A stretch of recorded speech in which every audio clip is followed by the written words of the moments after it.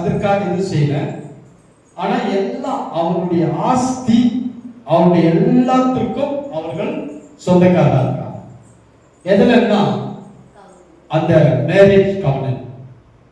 அப்படிதான் தேவன் சொல்லியிருக்கிறார், உங்கள் முற்பிதாக்கள் ஆணையிட்டு கொடுத்த தம்முடைய உடன்படிக்கையை உறுதிப்படுத்துங்கள்.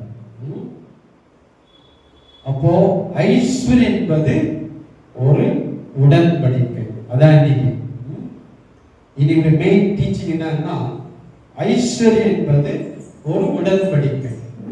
அப்போ wealth is a covenant matter. இந்த வெல்த்துக்கு ஏதாவது நான் செய்யணுமா? நீங்களும் நானும் ஒன்றும் செய்ய வேண்டிய அவசியம் இல்லை. இதெல்லாம் புரிஞ்சுக்கிதான் ஃபர்ஸ்ட் பேசிக். இந்த வெல்த் நான் பெறுவதற்கு நான் ஏதோ காரியங்கள் செய்ய வேண்டிய அவசியம் இல்லை. அதனால தான் நம்ம ஆபிரகாம் முற்பிதா யாரு?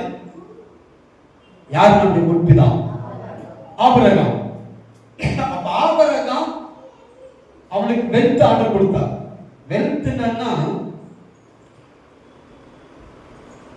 உங்களுக்கு இருக்கிற ஆஸ்தி, ஐஸ்வர்யம், செல்வம், பொருளாதாரம் தான் ஐஸ்வர்யம். இது காணப்படுகிறது. வெல்த் என்னப்பா? காணப்படுகிறது இல்லையா?